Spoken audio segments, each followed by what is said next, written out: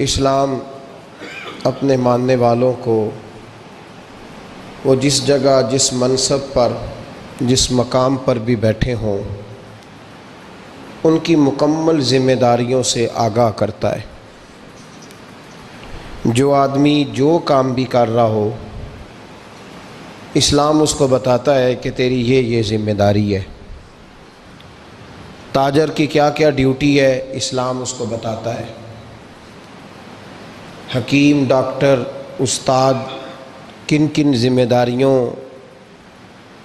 کو سر انجام دیں گے، اسلام انہیں اس کی خبر دیتا ہے۔ ممبر و محراب اور مصلی پہ بیٹھنے والا آدمی کن اعلیٰ ذمہ داریوں کا حامل ہے، اسلام اس کا بھی اسے درس دیتا ہے۔ ہر آدمی کو اسلام بتاتا ہے کہ تیری ذمہ داری کیا ہے۔ اب دو باتیں ہوتی ہیں، ایک بات تو یہ ہوتی ہے کہ کسی بندے کو پتہ ہے میری ذمہ داری کیا ہے، وہ انجام نہیں دے رہا، اس نے بھی غلط کیا ہے۔ اور کچھ لوگ ایسے ہوتے ہیں جو سرے سے پتہ ہی نہیں کرتے کہ ان کی ذمہ داری کیا ہے، سرے سے خبر ہی نہیں لیتے، وہ ڈبل غلطی کرتے ہیں۔ ایک تو انہوں نے خبر نہیں رکھی کہ میری ڈیوٹی کیا تھی، یہ پتہ ہی نہیں تھا، نااہل ہو کے بیٹھے رہے، اور دوسرا انہوں نے اس کو پورا نہیں کیا۔ دو باتیں، دو کوتاہیاں وہ شخص کرتا ہے۔ ہمارے ہاں ایک بہت بڑا طبقہ تو ایسا ہے جس کو سرے سے یہی نہیں پتا کہ اس کی ذمہ داری کیا ہے۔ وہ سنی سنائی باتیں یا جو شعبے کا بندہ ہی نہیں، اس سے درس لے کے، بھئی ایک آدمی ڈرائیونگ سیکھنے جا رہا ہے اور وہ ویلڈنگ والے سے سبق پڑھ رہا ہے، تو اس کو ڈرائیونگ نہیں آ سکتی، اس نے سبق اسی سے لینا ہے جو اس شعبے کا ماہر ہے۔ جو میاں بیوی کے حقوق کا عنوان آج رکھا گیا ہے، تو لوگ شادی کے موقع پر بچے اپنے دوستوں سے مشورے کرتے ہیں۔ اب جس آدمی کا جس طرح کا ذہن ہوتا ہے وہ اس طرح کا مشورہ دیتا ہے اس کو۔ ایک شخص ڈکٹیٹر مزاج ہوتا ہے، کسی شخص کے ساتھ اس کی بنتی نہیں، وہ ڈنڈے کے زور پہ کام کرنے کا عادی ہوتا ہے، تو اگر ایسے شخص سے آپ مشورہ لیں گے تو وہ آپ کو کہے گا ڈنڈا اٹھا لو، اور بیوی بچے بات نہ مانے تو سارا دن ان کی پٹائی کرتے رہو۔ اب آپ نے مشورہ ہی ایسے بندے سے لیا ہے جو طبیعت ہی اس کی اس طرح کی تھی۔ کچھ لوگ یہ سمجھتے ہیں کہ بس مست رہنا چاہیے، بال بچے جو بھی کرتے ہیں ان کو کرتے رہنے دو۔ ایسے آدمی سے آپ مشورہ کریں گے تو آپ کو کہے گا یار تیری روٹی پکتی ہے نا، تو دھیان سے کھانا کھا، چھوڑ موج کر، جو ان کے نصیبوں میں ہوگا انہیں مل جائے گا۔ تو ہم لوگ نااہل آدمی سے مشورہ کرتے ہیں۔ آپ کسی بھی منصب پر جب فائز ہوتے ہیں، کوئی بھی آپ کو اللہ عہدہ عطا کرتا ہے، تو آپ سب سے پہلے دیکھیں کہ اس کے بارے میں میرا رب کیا فرماتا ہے اور رب کے محبوب کیا ارشاد فرماتے ہیں صلی اللہ تعالی علیہ وسلم۔ ان کی قرآن و سنت کی روشنی میں آپ اپنے معاملات کو ترتیب دیں گے۔ قرآن و سنت کی پہلی بات تو یہ ہے کہ میاں بیوی یہ سمجھتے نہیں کہ ہماری ذمہ داری کیا ہے۔ دوسری بات یہ ہے کہ جو لوگ مشورہ دے کے بھیجتے ہیں وہ پہلے سے مشورہ اس طرح کا دیتے ہیں کہ وہ مشورہ خوفناک ہوتا ہے۔ جو بچی گھر میں کام نہیں نہ کرتی تو اس کے گھر والے اس کو کہتے ہیں چل کوئی نہیں، بات ساس کے پاس جائے گی تو لگ پتہ جائے گا، یعنی اس کی پہلے سے ذہن سازی کی جاتی ہے کہ ساس کسی خوفناک چیز کا نام ہے، ساس کسی ایسی بلا کو کہتے ہیں جو کاٹ کھاتی ہے، پہلے سے ہی اس کو یہ بتایا جاتا ہے۔ تو جو بچہ شادی شدہ نہیں ہوتا تو اس کے گھر والے بھی اس کو کہتے ہیں کہ شادی ہوگی تو لگ پتہ جائے گا، تو اس کا پہلے سے ذہن بنا دیا جاتا ہے کہ شادی کے بعد تو بیگم نہیں لے کے آئے گا، تو اللہ معاف کرے کوئی ایسی سزا اکٹھی کر کے لائے گا جو تجھے لٹکا کے رکھے گی ہمیشہ۔ تو پہلے سے ہی ذہن غلط دیا جاتا ہے، سوچ غلط دی جاتی ہے۔ تو میرے بھائی یاد رکھیں، سمجھیں بات کو، ہمارے معاشرے کے اندر اصل فکر جو ہے نا وہ نہیں دی جاتی، اصل سوچ سے آگاہ نہیں کیا جاتا۔ قرآن مجید نے حقوق مقرر کیے، بیوی کے بھی اور اس کے خاوند کے بھی۔ سمجھ آ رہی ہے میری بات کی؟ اب دیکھیں، پہلی بات تو یہ ہے کہ ہمارے ہاں ہم یہ سوچنے کو اور یہ پوچھنے کو تیار ہی نہیں، شادیاں ہو گئیں، وقت گزر گیا، پتہ ہی نہیں میاں بیوی کے حقوق کیا ہے۔ اس کے بعد اگلی بات یہ ہے کہ جس کو پتہ چل جاتا ہے نا، ایک تیسرا پہلو بھی ہے، اس کو سمجھ لیں، تمہید کے طور پر بات عرض کر رہا ہوں۔ ہمارے زمانے میں لوگ حقوق دینے کے قائل نہیں، حقوق بولیے دینے کے قائل۔ آج تک سب حقوق لینے کے لیے احتجاج کرتے ہیں، اللہ کرے کو دینے کے لیے بھی احتجاج شروع کر دے۔ یہ احتجاج ہوتا ہی نہیں کہ میں نے حقوق دینے ہیں، احتجاج یہ ہے کہ میں نے حقوق۔ اچھا، اب میاں صاحب کو حدیثیں سنائی جاتی ہیں، جب تو وہ گھر جا کے وہ والی حدیثیں سناتے ہیں جن میں خاوند کی شان ہوتی ہے، خاوند کی، اور بیوی نے بھی وہ کلپ نکال کے رکھا ہوتا ہے جس کے اندر سارے حقوق ہی عورتوں کے بتا دیے جاتے ہیں۔ وہ بھی اخبار کا وہ ٹکڑا سنبھال کے رکھتی ہے جس ٹکڑے پہ لکھا ہوتا ہے کہ اسلام عورت کو بڑے حقوق عطا کرتا ہے۔ تو تین باتوں کا خیال کریں۔ سب سے پہلے تو میرے بھائی اس بات کا خیال کریں کہ ہم نے حقوق سیکھنے ہیں انشاءاللہ تعالی، اور اس کے بعد دوسرا اس بات کا خیال کریں کہ حقوق سیکھ کر ان پر عمل کرنے کی کوشش کرنی ہے، اور تیسرا یہ بھی خیال فرمائیں ہمیشہ کہ مانگنے والا بھکاری ہوتا ہے، دینے والا سخی ہوتا ہے۔ تو حقوق مانگتے نہ پھریں، حقوق دینے کی کوشش کریں۔ جو حقوق دینے والے ہیں وہ سخی ہوتے ہیں۔ پتہ نہیں آپ کو سمجھ آئی ہے میرے جملے کی کہ نہیں آئی؟ حقوق دینے والے اور مانگنے والے، تو بھکاری بن کے نہ پھریں کہ میرا حق مجھے دے دو، بلکہ سخی بن کے پھرو کہ میری خیر صلاح ہے، آؤ جس نے حق لینا ہے میں سب کے حقوق ادا کرنے کو تیار ہوں۔ سخی بن کے وقت گزاریں، بھکاریوں کی طرح نہیں گزاریں۔ قرآن مجید فرقان حمید نے میاں بیوی کا جو رشتہ بیان کیا ہے نا، اور اس رشتے کو آپ سمجھیں جو قرآن پاک نے میاں بیوی کا رشتہ بیان کیا۔ کہن لباس لکم وانتم لباس لہن، فرمایا بیویاں تمہارا لباس ہیں اور تم ان کا لباس ہو۔ وہ تمہارا لباس ہیں اور تم، اللہ اکبر، کیسا خوبصورت لفظ قرآن پاک نے، ہن لباس لکم وانتم لباس لہن، فرمایا وہ تمہارا لباس ہے اور تم، سمجھ آ رہی ہے نا جی بات کی؟ وہ تمہارا لباس ہے اور تم ان کا لباس ہو۔ تین خوبیاں تو ہر لباس میں ہوتی ہیں، تین چیزوں کے لیے لباس پہنا جاتا ہے۔ تین چیزیں، تین قسم کی آسائشیں لباس میں پائی جاتی ہیں، اس پر تو تمام مفسرین کا اتفاق ہے۔ سب سے پہلی چیز، لباس جو ہوتا ہے وہ بندے کو گرمی اور سردی سے بچاتا ہے۔ سخت سردی میں لباس لے لیں تو بندہ سردی سے بچ جاتا ہے۔ اس کا مطلب یہ ہوا کہ میاں بیوی ایک دوسرے کا لباس ہیں۔ اگر بیوی کی طرف کوئی تکلیف آتی ہے تو میاں اس کو بچاتا ہے، اور اگر میاں کی طرف کوئی تکلیف آتی ہے تو عورت اس کو بچاتی ہے۔ میاں بیوی ایک دوسرے کا لباس ہے۔ لباس کیا کرتا ہے؟ لباس آدمی کے عیب چھپاتا ہے، اس کے وجود پر کتنے دھبے ہیں، کتنے نشان ہیں، وہ سارے چھپا لیتا ہے لباس۔ میاں بیوی ایک دوسرے کے عیب چھپانے والے ہوتے ہیں، عیب بتانے والے، رونا رونے والے نہیں ہوتے کہ بی بی جب بھی میکے گئی اس نے جا کے رونا شروع کر دیا، اتنی میں تانگو دوسرا ہے ہی کوئی نہیں۔ اور خاوند صاحب جب بھی ملے انہوں نے ایک ہی راگ الاپنا شروع کر دیا کہ میری کیا بات تھی، مجھے مل کیا گیا ہے، میں کیا تھا، میرے ساتھ ہوا کیا ہے۔ تو لباس ہیں، ایک دوسرے کا عیب چھپائیں گے، بولیے ایک دوسرے کا عیب چھپائیں گے، ایک دوسرے کی غلطیوں کی پردہ پوشی کریں گے۔ اور تیسرا لباس کا کیا مقصد ہوتا ہے؟ لباس شخصیت کا آئینہ دار ہوتا ہے۔ لباس آدمی کی اچھی اور خوبصورت طبیعت کا حصہ ہوتا ہے۔ جو لباس ہوتا ہے وہ انسان کو زینت بخشتا ہے، خوبصورت کر دیتا ہے۔ داڑھی والا آدمی ننگے سر پھرے تو خوبصورت نہیں لگتا، ٹوپی پہن لے تو بڑا پیارا لگتا ہے، ٹوپی پہنے تو بڑا، اور اگر امامہ باندھ لے تو نور نالا نور ہونا شروع ہو جاتا ہے۔ اللہ کرے آپ خوش ہو جائیں، آمین تو کہہ دیں، اور اللہ کرے فجر کی نماز آپ امامہ باندھ کی پڑھ لیں، آمین تو کہیں۔ چلو کونی جنہ دی داڑھی نہیں انہوں نے رکھنی چاہیے دیئے، جنہ دی نہیں ہونا نو موضوع نہیں تھا، پر ہماری بھی مجبوری ہے، داڑھی آ ہی جاتی ہے، ہر موضوع میں شامل ہو جاتی۔ رکھنی چاہیے. سب یاد رکھیں لباس آدمی کو زینت دیتا ہے. قرآن مجید کے لفظوں پہ غور کرو.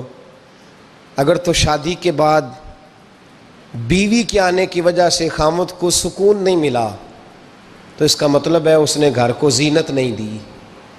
اور اگر شادی کے بعد اس بچی کو تحفظ نہیں ملا, اس کو اپنے گھر کے اندر سکون نہیں ملا, تو اس کا مطلب ہے خاوند نے اسے زینت, اس لباس نے زینت نہیں دی. میاں بیوی ایک دوسرے کا لباس ہے. اس مقدس رشتے کو اسلام نے باندھا اور لباس کہہ کے باندھا. میرے رسول کریم علیہ الصلاۃ والسلام نے پہلے تو خارجی لوگوں کو منع کیا ہے. میری ذاتی رائے یہ ہے کہ میاں بیوی کی ذاتی لڑائی کوئی بھی نہیں ہوتی. ذاتی لڑائی, میری باتوں کی سمجھ تو آ رہی ہے نا آپ دوستوں؟ کوئی نہیں آ رہی؟ اللہ جزا دے. آپ میاں بیوی کی ذاتی لڑائی کوئی نہیں ہوتی. ہوتا پتہ کیا ہے؟ لڑکے سے پوچھیں کہ بتائیں جناب کیا حال ہے, تو کہتے ہیں بیوی میری صحیح ہے, اس کے گھر والے نہیں صحیح. سنا ہے آپ نے بھی کبھی یہ لفظ؟ تو اسی طریقے سے اگر لڑکی سے پوچھیں کہ تیرا کیا حال ہے, تو کہتی ہے خامن تو میرا دھیان رکھتا ہے, اس کی اماں نہیں خیال رکھنے دیتی. تو لڑائی جو ہوتی ہے وہ تیسرے آدمی کی وجہ سے ہوتی ہے. تیری اماں آئی تھی تو اس طرح کہہ گئی, تو تیرا بھائی آ گیا تھا تو وہ یہ کہہ گیا, تیسرے فرد کی وجہ سے. میرے نبی کریم علیہ الصلاۃ والسلام نے تیسرے بندے کو سمجھایا ہے, تیسرے فرد کو حضور نے سمجھایا ہے.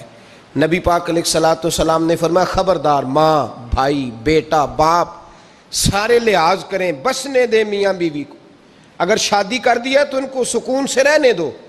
تم دو جملے کہہ کے چلے گئے, کوئی عیب نکال کے جو چھپا ہوا تھا خاوند کی نظر میں وہ نکال کے بتا دیا کہ تیری بیوی یہ کام بھی کرتی ہے. اب تم تو ہٹ گئے وہ بات کہہ کے, اب انہوں نے اکٹھے رہنا ہے. ان کی زندگی مصیبت کا شکار ہو گئی, آزمائش میں آ گئے وہ دونوں, ساری زندگی کڑتے رہے.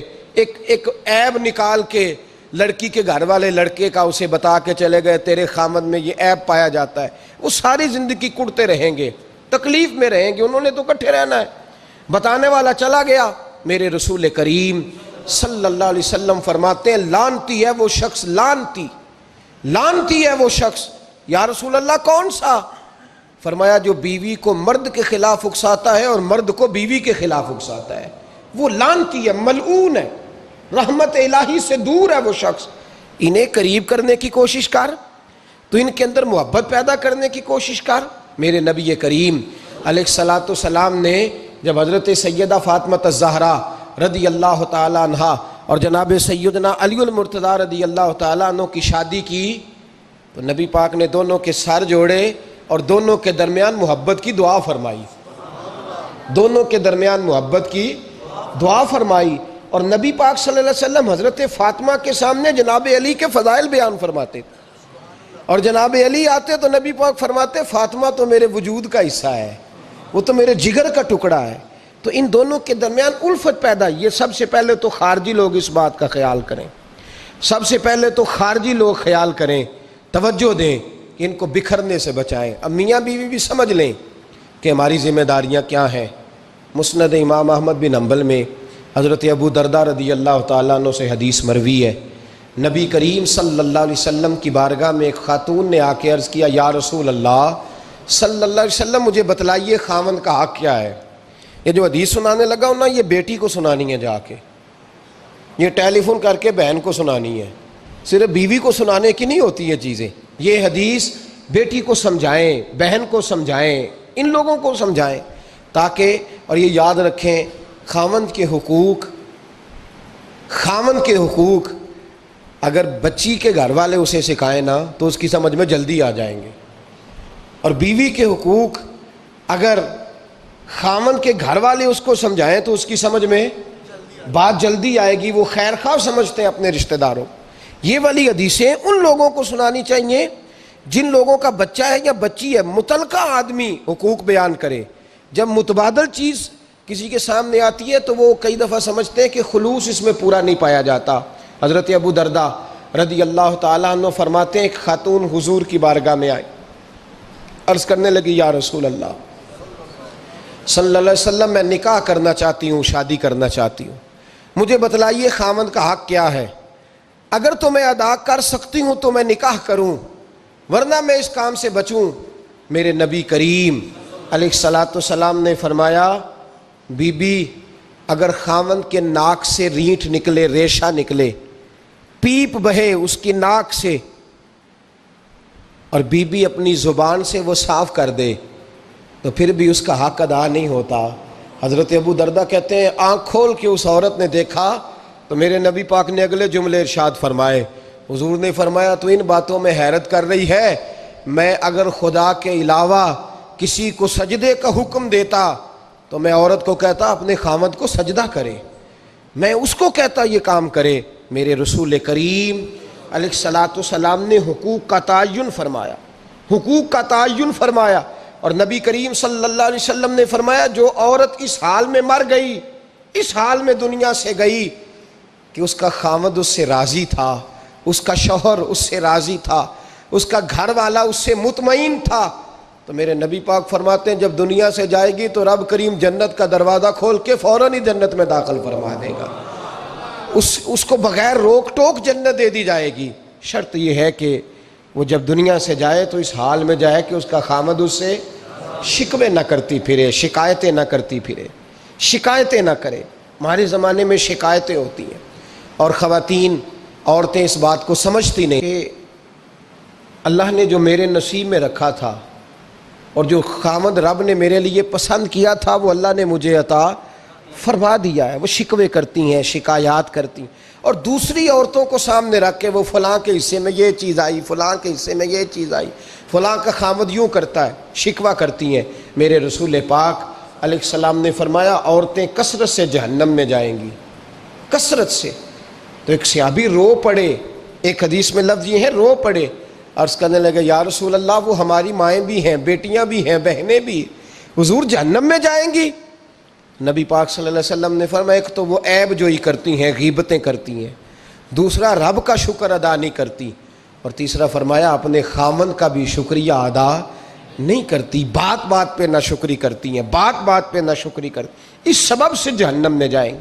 عورت کے حقوق کا تعین فرمایا، اور ساتھ ہی میرے رسول پاک علیہ السلام نے مرد کی طرف توجہ فرمائی، اور کیا خوبصورت لفظ ارشاد فرمایا تم میں ہر آدمی اپنے آپ کو اچھا سمجھتا اور اچھا کہتا ہے، ہر آدمی کہتا ہے، لیکن کوئی اگر مجھے آ کے پوچھے گا کہ محبوب آپ کی امت میں اچھا کون ہے، تو حضور فرماتے ہیں میں اسے اچھا سمجھوں گا جو اپنے گھر والوں کے حق میں اچھا ہے، جو اپنی بیوی خیرکم لأہلہ، تم میں سے بہترین وہ ہے جو اپنے گھر والوں کے لیے اچھا ہے۔ اور فرمایا جاؤ میرے گھر جا کے پوچھ لو وانا خیرکم لأہلہ، میں تم سب سے زیادہ بڑھ کر اپنے گھر والوں کے لیے اچھا ہوں، تم میں بہترین وہ ہے جو اپنے گھر والوں کے لیے، بال بچوں کے لیے، بیوی کے لیے اچھا ہے۔ رسول کریم علیہ الصلاۃ والسلام نے خاوند کو حکم دیا اور ارشاد فرمایا کہ عورت ٹیڑھی لکڑی ہے، بیچاری کو اللہ نے عقل پوری نہیں دی۔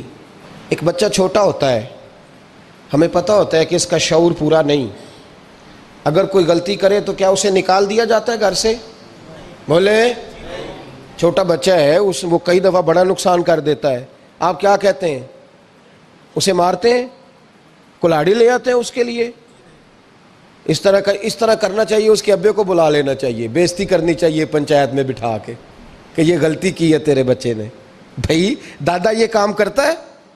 بولے نا، کیوں نہیں کرتا؟ وہ کہتا ہے ہمارا بچہ نہ سمجھ ہے، اپنا پوتا ہے، ہمارا اپنا ہے، اگر ہم اس کا ایپ باہر نکالیں گے تو بڑا کام غلط ہو جائے۔ لیکن وہی ابا جی جب بہو کوئی غلطی کر بیٹھتی ہے تو پنچایت بلاتے ہیں، لوگوں کے سامنے معاذ اللہ تعالیٰ بڑی کڑوی کسیلی باتیں کرتے ہیں، ایسی باتیں کرتے ہیں کہ جو ان کی بیٹی کے بارے میں کہی جائے تو وہ کبھی پسند نہ کریں، اتنے سخت جملے کہے جاتے ہیں، بیٹی والے کو رسوا کیا جاتا ہے۔ میرے نبی کریم علیہ الصلاۃ والسلام نے فرمایا یہ ٹیڑھی لکڑی ہے، بیچاری کو اللہ تبارک و تعالیٰ نے اپنی حکمت کے تحت عقل عادی عطا فرمائی ہے، تم اگر چاہو گے سیدھی کرنا تو یہ ٹوٹ جائے گی، سیدھی نہیں ہوگی۔ حضور کیا کریں؟ فرمایا اس کے ساتھ گزارا کرو، اللہ تمہیں اجر عطا فرمائے گا، اس کے ساتھ وقت گزارو، اللہ تمہیں اس کا، یہ ذہن بنانا چاہیے خاوند کو کہ یہ، اور خاوند کی ذمہ داری ہے۔ اعلیٰ حضرت رحمۃ اللہ علیہ نے فتاوی رضویہ کی 24ویں جلد میں بالتفصیل لکھا ہے، آپ فرماتے ہیں خاوند کی ذمہ داری عورت کو کپڑا فراہم کرنا، روٹی فراہم کرنا، رہنے کے لیے گھر دینا، نان نفقے کا خیال کرنا، اور آپ فرماتے ہیں اگر وہ مطالبہ کرے تو ہفتے میں ایک دن اس کے ماں باپ سے ملانے بھی لے جا سکتا ہے۔ ہفتے میں جی کوئی نہیں بول دے تسی ہفتے چ نہیں، یہ نہیں صحیح لفظ، ہر ہفتے اے سوکھ ہے کدوں ملان کھڑنا ہے، پاویں نہ بولو، گل جڑی سچی ہو تے سچی ہے۔ ملان کدوں لے جانا ہے؟ اچھا اپنی اماں نو روز ملدا ہے سویرے شام، تے وہ کہندی مینوں بھی اماں نو ملا لیا، تے کہندا روز نہیں جائیدا، تے تم بھی نہ ملا اپنی اماں نو روز بھائی۔ لیکن ہاں اعلیٰ حضرت فرماتے ہیں ہفتے میں ایک دفعہ ماں باپ سے بولے۔ بیٹی کا پیار ماں باپ سے زیادہ ہوتا ہے کہ بیٹے کا؟ لو تو سارے انہوں پتہ ہے، یعنی تسی گھٹ کر دے ہو نا تاں بیٹی دا نام لیا جے، صحیح بات کر رہا ہوں؟ تو جس کا پیار زیادہ ہے اس کو روک دیا کہتے نہیں روز نہیں جائیدا، سال بعد جائیں، بلکہ ان تے اللہ خیر کرے، اللہ پاک فضل کرے، داماد صاحب کی عزت ہی نہیں نہ ہوتی، اس کو آنکھوں پہ بھی اٹھائے تو کہتے ہیں تیرے گھر دے میری عزت نہیں کر دے، پتہ نہیں ان تو عزت بھائیا کیڑی شاید نہ رکھے ہے، وہ کیڑی ہے جڑی تینوں چاہیے، اللہ ہی بہتر جانتا ہے۔ عزت نہیں کرتے تو لہذا میرا پروٹوکول نہیں، پھول لے کے کھڑے نہیں ہوتے گلی میں، وہ باہر نہیں نکلتے، وہ اشتہار نہیں چھاپتے کہ داماد صاحب آ رہے ہیں، اور ویسے بھی میں کہاں جاؤں، مطلب یہ کہ چپس بھی نہیں ہے، انہوں نے سنگ مرمر بھی نہیں لگوایا ہوا، تو میں کیسے جاؤں، میری شان کے خلاف۔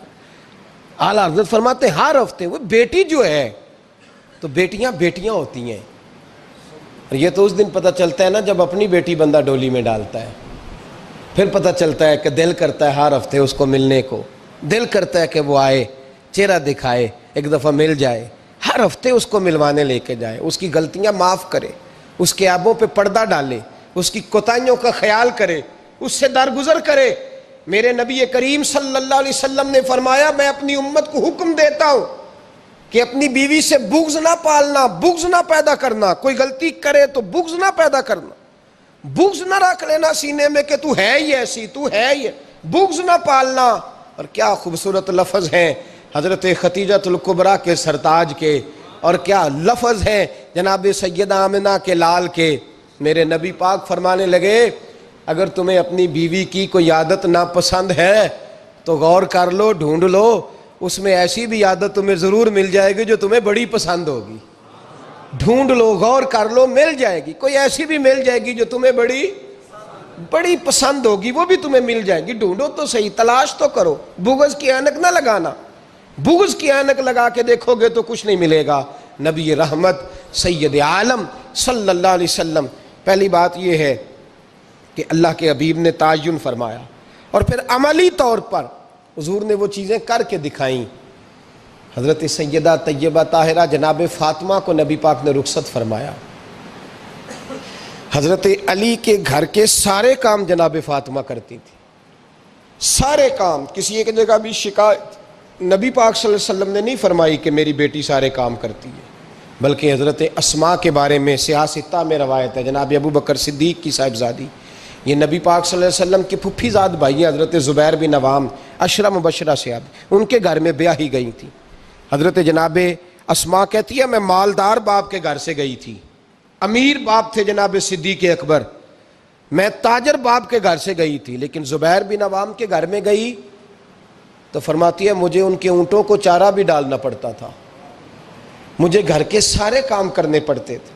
فرماتی ہے میں چنے پیس کر جانوروں کے لیے میں خوراک بھی تیار کرتی تھی، اور وہ چلے جاتے تھے تو میں ان کے گھوڑے کی دیکھ بھال بھی کرتی تھی، لیکن قربان جائیں جناب اسماء فرماتی ہیں ایک دن بھی میں اپنے باپ کے گھر شکایت لے کے نہیں گئی، اور عجیب لفظ ہے حدیث پاک میں، عجیب لفظ ہے، آپ فرماتی ہیں میں ایک دن گھاس لے کے آ رہی تھی، رستے میں رسول پاک تشریف لا رہے تھے، حضور اونٹ پہ تھے، بڑی خوبصورت حدیث، حضرت اسماء فرماتی ہیں میں خاوند کے گھر میں کام کاج کرتی تھی، میں چارہ لے کے آ رہی تھی، اونٹ پہ حضور تشریف لائے، نبی پاک نے اونٹ کو بٹھایا، اونٹ بیٹھ گیا تو حضور نے فرمایا اسماء میرے پیچھے بیٹھ جاؤ، میں تمہیں گھر تک چھوڑ دوں، تو جناب اسماء رو پڑی، کہنے لگی محبوبہ میرا خاوند بڑا خوددار ہے، بڑا غیرت والا ہے، اس نے مجھے جس حال میں رکھا ہے میں اسی حال میں راضی ہوں، حضور آپ کی کرم نوازی کا شکریہ، پر جس حال میں مجھے رکھا ہے نا میں اسی حال میں کوئی بول اولڑا نہ بول بیٹھی ہندے خسم ناراض بڑ بولیاں دے بولی کان تے کوئل دی دس دیے بڑے فرق ہندے سجنا بولیاں دے جڑیاں خسماں دی وچ رضا وسن پاگ جاگ جاندے اونا گولیاں دے تے آپ ادلیاں نو سردار پین تکے شرما والیاں نو چوٹے ڈولیاں دے. فرمایا جس حال میں میرے خامد نے، اور امام غزالی حدیث لائے ہیں، ایک خامد گھر سے نکلا ہے تو بیوی کو کہہ گیا ہے جب تک میں واپس نہ لوٹوں گھر سے نہ نکلنا. 2 گلیاں چھوڑ کے والد رہتے ہیں، 2 گلیاں چھوڑ کے بیوی نبی کریم صلی اللہ علیہ وسلم کی بارگاہ میں پیغام بھیجتی ہے، کہتی ہے خامد حکم دے گیا تھا میری بغیر اجازت گھر سے نہ نکلنا. اب تو بیوی کہتی ہے میں پڑھی لکھی ہوں. کل میں ایک اسکالر کو سن رہی تھی، وہ کہہ رہا تھا بیوی کے بڑے حقوق ہیں، جو مرضی چاہے کر سکتی ہے، اور اللہ خیر کرے اگر بی اے بی ایڈ کر لے پھر تو معاملہ ہی ختم ہو گیا. وہ کہتی ہے تو مجھے کر فارغ، میں سویرے. اور سن لیں حدیث، یاد رکھ لیں، نبی پاک صلی اللہ علیہ وسلم نے فرمایا جس بی بی نے اپنے خامد سے بلا وجہ طلاق کا مطالبہ کیا بغیر سبب شرعی کے، جس عورت نے اپنے خامد سے طلاق مانگی، حضور فرماتے، یہ نہیں فرمایا کہ لے لی، جس نے طلاق خالی مطالبہ کیا لے لی، وہ اب تو روز آپ دیکھ لیں کورٹ کچہری میں بیویوں نے دعوے پہ دعویٰ کیا ہوا ہے. خامدوں کی طرف سے بھی زیادتی ہوتی ہے، اس میں شک نہیں، میں سائیڈ کو سیف نہیں کرتا، بڑے ظلم ہوتا ہے. آج بھی جہالت کی بات کرتے ہیں بعض لوگ، لیکن چھوٹی چھوٹی باتوں پہ دعوے ہو جاتے ہیں عدالتوں میں. نبی کریم علیہ السلام نے فرمایا جس عورت نے بلا وجہ اپنے خامد سے طلاق کا مطالبہ کیا، رب کریم اسے جنت کی خوشبو بھی عطا نہیں فرمائے گا. جس نے صرف مانگی ہے اسے خوشبو نہیں دے گا. خامد جہاد پہ چلا گیا، کسی سفر پہ چلے گئے، کہہ گئے میری اجازت کے بغیر گھر سے نہ نکلنا. والد بیمار ہو گئے، خاتون حضور کی بارگاہ میں پیغام بھیجتی ہے، کہتی ہے یا رسول اللہ خامد حکم دے گیا تھا گھر سے نہ نکلنا، والد بیمار ہے، کیا حکم ہے؟ نبی پاک نے فرمایا چاہے تو جا سکتی ہے، پر خامد کی اطاعت کرے گی تو اس کے لیے زیادہ بہتر ہو جائے گا. 2-4 دن کے بعد پھر پیغام بھیجتی ہے، کہتی ہے محبوبہ باپ شدید بیمار ہے، حکم کیا ہے؟ نبی پاک علیہ الصلوۃ والسلام نے فرمایا چاہے تو جا سکتی ہے، کیونکہ حضور شارع ہے نا، مختار ہے شرعی معاملات میں، کسی کو چاہے تو کسی چیز کی بھی اجازت عطا فرما سکتے ہیں. فرمایا میں اجازت دیتا ہوں جا سکتی ہے، پر خامد کی اطاعت میں رہے گی تو اس کے لیے بہتر. حد ہو گئی بھائیو، حد ہو گئی. عرض کرتی ہے حضور باپ انتقال کر گیا ہے، باپ انتقال کر گیا، بیٹی ہوں کیا کروں، رہ نہیں سکتی. حضور نے فرمایا میں اجازت دیتا ہوں چلی جائے، پر خامد کی فرما برداری کرے گی تو بہتر ہو جائے گا. صحابہ کہتے ہیں پہلے وہ پیغام بھیجتی تھی، جب باپ کا انتقال ہوا تو اس شام مصطفیٰ نے پیغام بھیجا، فرمایا پتہ کرو گئی تو نہیں، پتہ کرو گئی تو نہیں. صحابی نے واپس آ کے عرض کی حضور کوئی نہیں گئی. فرمایا جاؤ اسے جا کے میری طرف سے خوشخبری دے دو کہ تو نے اپنے خامد کی فرما برداری کی ہے، رب کریم نے تجھے بھی بخش دیا ہے، تیرے باپ کی بھی بخشش فرما دی، تیرے اس عمل نے تیرے باپ کی بخشش کا سبب بنا دیا ہے. میرے بھائی جڑیاں خسماں دی وچ رضا وسن پاگ جاگ جاندے ہو نہ گولیاں دے ان کو. اور یہ تعلیم میں نے کہا بیٹی کو دینے والی، یہ بہن کو بتانے والا مسئلہ، یہ اپنے گھر کے اندر ترویج کرنے والا دین ہے. میرے نبی کریم علیہ الصلوۃ والسلام نے حکم دیا، ارشاد فرمایا کہ یوں کریں. اور عورتوں کو نبی پاک نے تاکید فرمائی، فرمایا تم مجھے گارنٹی دو کہ 5 نمازیں پڑھو گی، روزے رکھو گی، شرعی پردے کی حفاظت کرو گی اور اپنے خامند کی فرما برداری کرو گی. تم 4 باتوں کی گارنٹی دو، میں اللہ کا رسول ہو کے تمہیں جنت کی گارنٹی عطا کرتا ہوں. اور یہ بھی یاد رکھیں جس گھر میں میاں بیوی کا سلوک نہیں ہوتا وہ گھر سارا تباہ ہو جاتا ہے، وہ سارا گھر اذیت کا شکار رہتا ہے. اور آپ کو پتہ ہے سب سے زیادہ نقصان کس کا ہوتا ہے؟ اس گھر کے بچوں کا.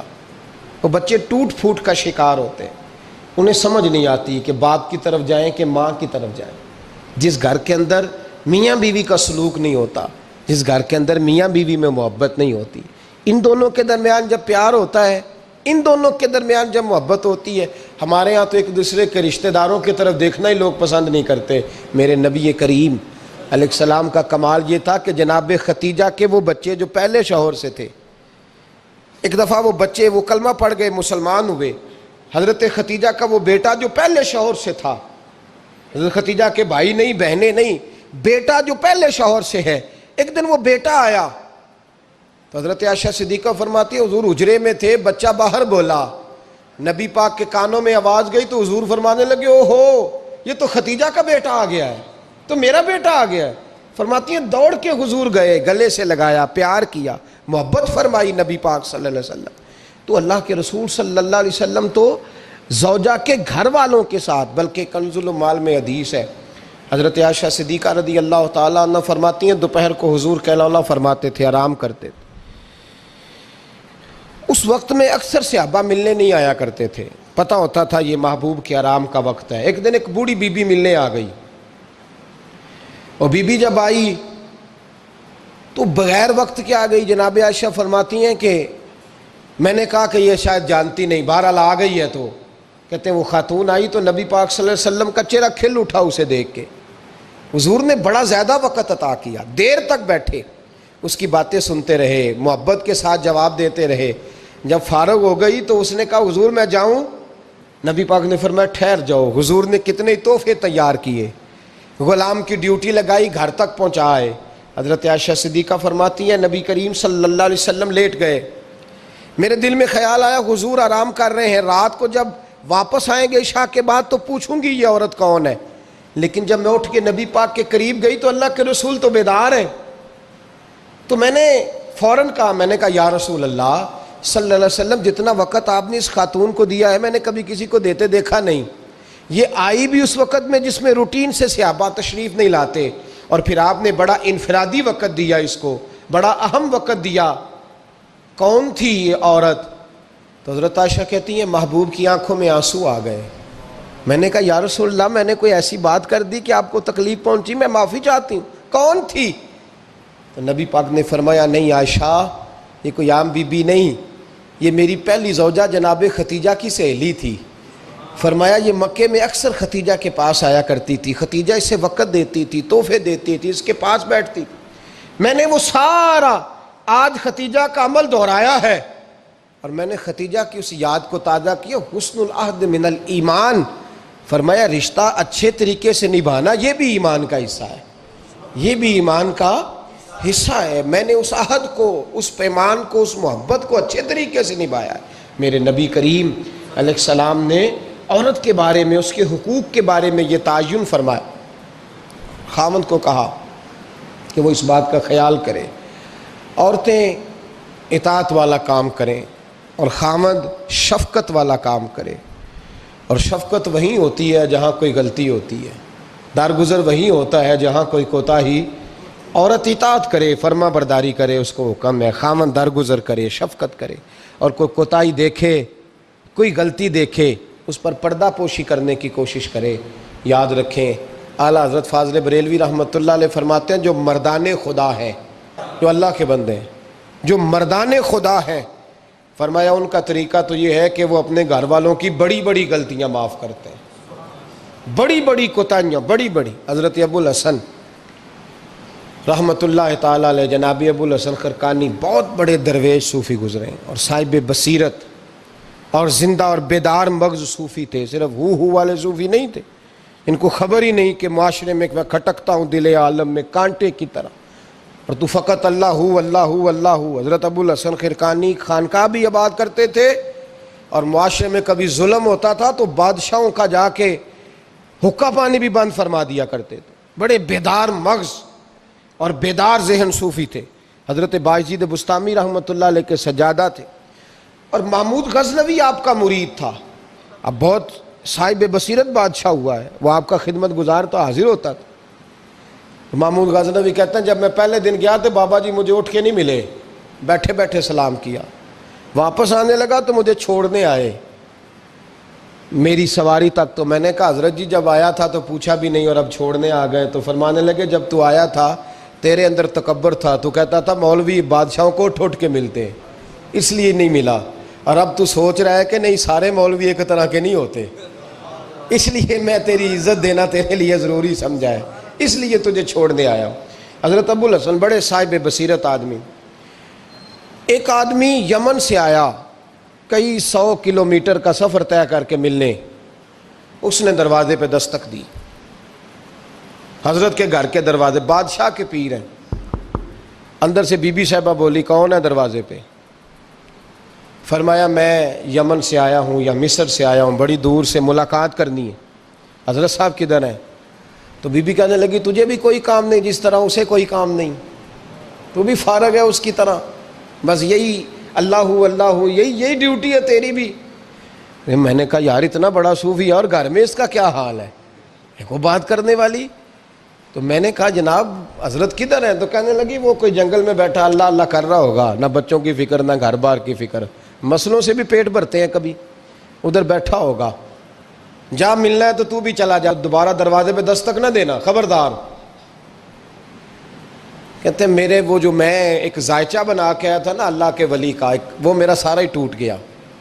میں نے کہا کچھ نہیں حال، جس کا گھر حال نہیں تو باہر کیا ہوگا، اندر ہی کوئی طبیعت نہیں۔ لوگ فٹافٹ اعتراض کرتے ہیں، کہتے ہیں صاحب فلاں بندے کو نہیں صحیح کر سکے تو، حالانکہ یہ بات اور ہے، یہ پہلو اور ہے۔ نوح علیہ السلام کی بیوی اگر کافر رہ جائے، بیٹا اگر غیر مسلم رہ جائے تو یہ حکمت الہی ہوتی ہے، یہ اللہ پاک کی حکمت ہوتی ہے، حکمت ہوتی ہے، اس میں پیغمبر کی تبلیغ میں کوئی اعتراض نہیں کیا جا سکتا۔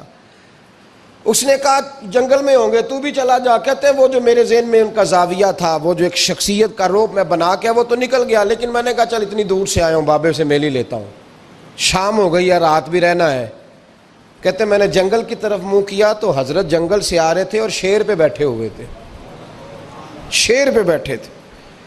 فرماتے ہیں پھر میرے دل میں خیال آیا، میں نے کہا بی بی قابو آتی نہیں اور شیر کو قابو کیا ہوا ہے۔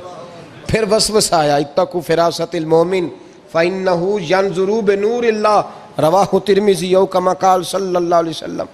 اللہ کے رسول فرماتے ہیں مومن کی فراست قلبی سے ڈرو، وہ تو اللہ کے نور سے دیکھا کرتا ہے، اللہ کے دیے ہوئے نور سے دیکھتا ہے۔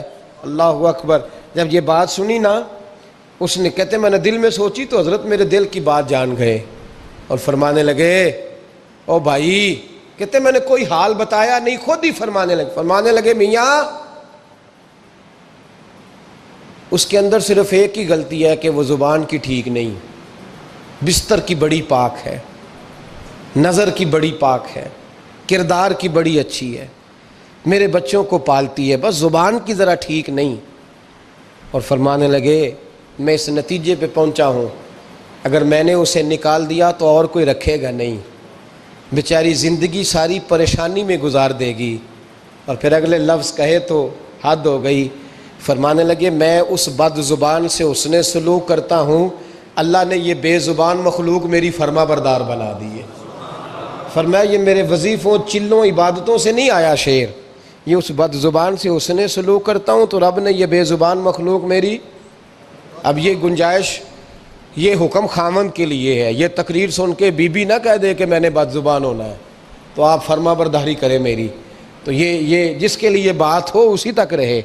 خامند کو حکم ہے کہ اگر کوئی کوتاہی ہے تو اس کوتاہی کی پردہ پوشی کرے۔ گھر جو ہوتا ہے نا، گھر کچھ چیزیں اجازت نہیں دے رہی میری کہ میں کچھ اور بات آپ سے کروں، کچھ آپ کو نیند بھی آ رہی ہے۔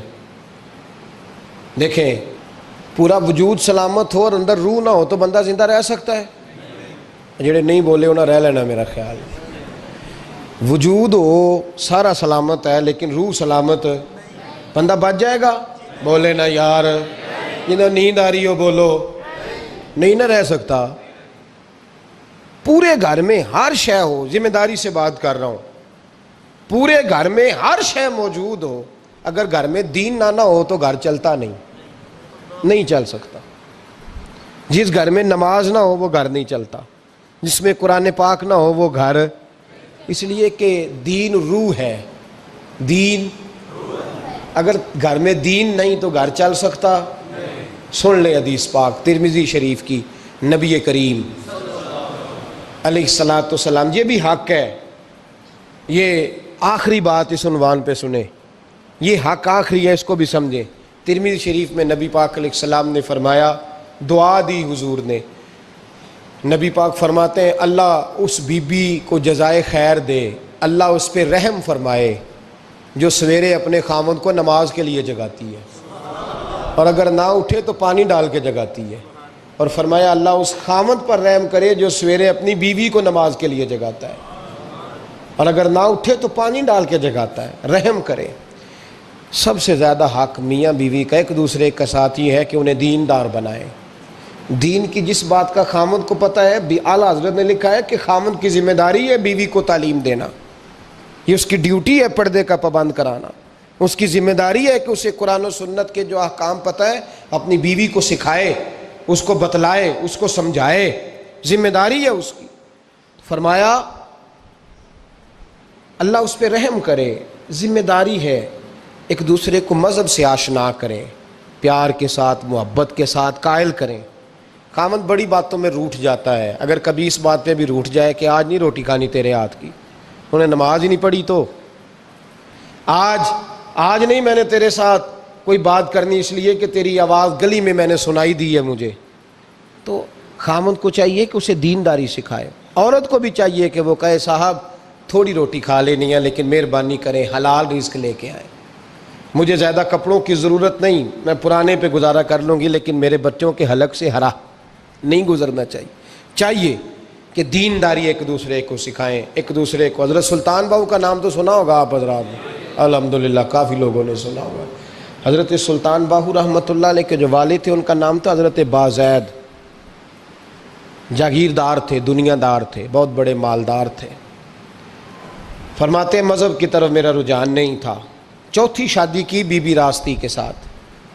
بی بی صاحبہ بڑی نیک تھیں، بی بی صاحبہ کہتی ہیں میرا دل کرتا تھا میرا خامد بھی نمازی ہو جائے، اور عام دنیا دار نہیں تھے، 7 جاگیروں کے مالک تھے۔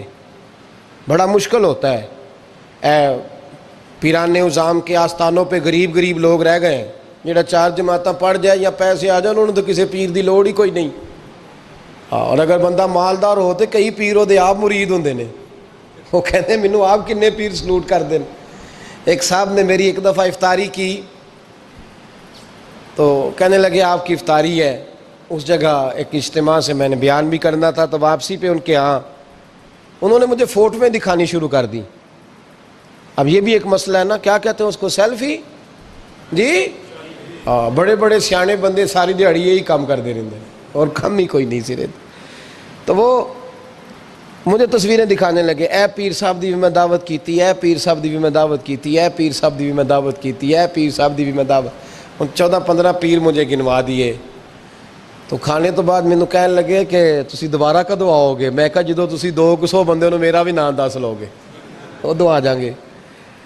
اب مالدار آدمی ہے نا، تو اب بعد میں مجھے ایک دو دفعہ انہوں نے فون کیا، میں کہا وہ بڑے بڑے پیران اس لسٹ میں اپنا نام نہیں شامل کرانا چاہتا، میں نے تو نہ چھوٹیاں جی رہن دے بھائی، ہم بچتے ہیں اس کام سے، بچتے ہیں ایسے آدمی سے۔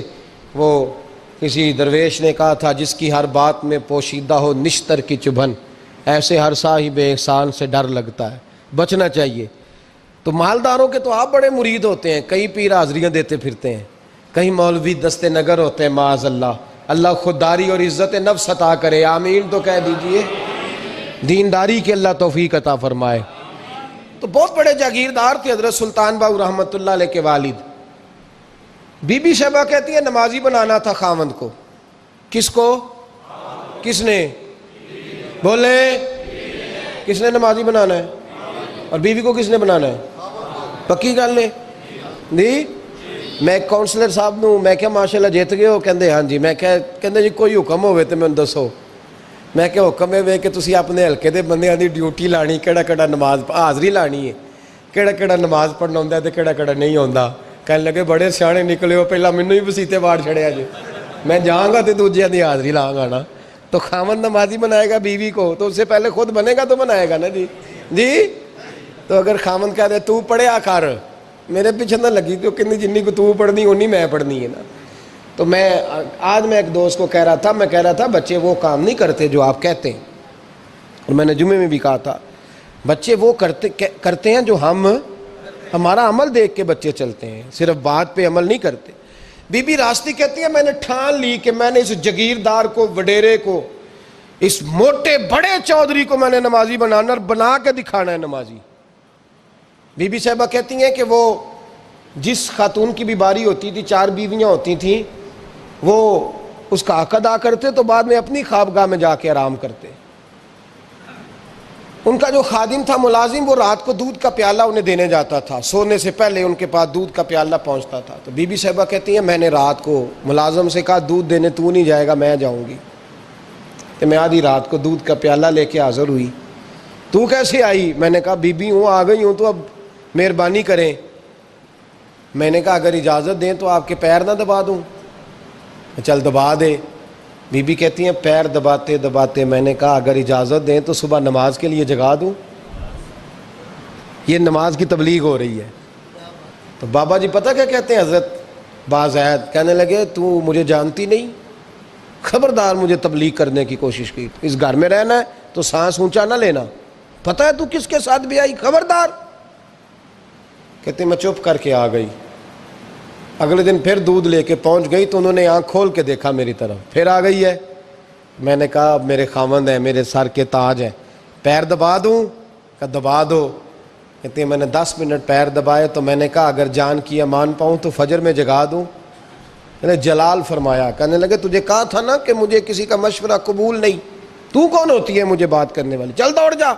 بی بی صاحبہ کہتی ہیں میں 10 دن جاتی رہی۔ کتنے دن؟ انہوں نے سختی بھی کی، برا بھلا بھی کہا، اور کئی دن یہ بھی کہا کہ کل آئی تو پھر یاد رکھنا۔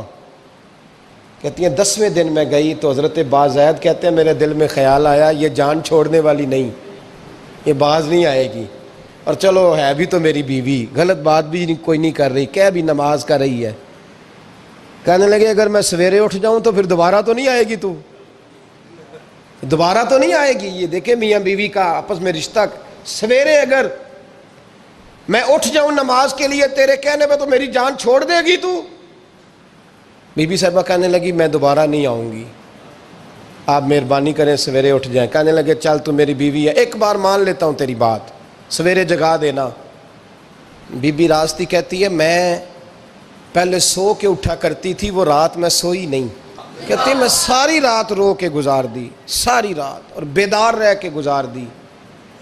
سویرے فجر کے وقت پانی گرم کیا، بغل میں مصلی لیا، خامد کو بیدار کیا، وضو کرایا، اور کہتی ہیں جب وہ اللہ اکبر کہہ کے سنتوں کی نیت باندھی تو میرے اس طرح آنسو گرے جیسے سیلاب آتا ہے اور دریا کا بند ٹوٹتا ہے، اور میں نے رو کے کہا مولا میرے اختیار میں یہیں تک تھا، میں مصلی پہ کھڑا کر سکتی ہوں، میں دل تو نہیں نہ بدل سکتی، وہ تیرے قبضے میں ہے، مقلب القلوب ہے، فضل کار اس کا دل بدل دے۔ فرماتی ہیں میں روتی رہی، 2 رکعتیں پڑھ کے میری طرف دیکھا تو فرضوں کی نیت باندھ لی، اور 2 فرض پڑھ کے پھر میری طرف دیکھا، کہنے لگے خبردار سویرے جگانے آئی تو؟ میں نے کہا جی نہیں جگاتی۔ میری طرف دیکھ کے کہنے لگے تو نہیں جگائے گی آج کے بعد میں تجھے نماز کے لیے جگایا کروں گا، میں تجھے جگاؤں گا۔ آپ فرمانے لگی وہ نمازی بن گئے، میں پہلے ہی نمازی تھی۔ جب ان 2 نمازیوں کا ملاپ ہوا تو اللہ نے سلطان باہو جیسا بیٹا عطا فرمایا، سلطان باہو جیسا بیٹا عطا فرمایا۔ میرے بھائی میاں بیوی ایک دوسرے کو دیندار بنائیں گے، ایک دوسرے کو نمازی بنائیں گے، وہ ایک دوسرے پہ، اور کس طرح کا بڑا مشکل ہوتا ہے بیوی اپنے خاوند کی تعریف کرے، مشکل ہوتی ہے۔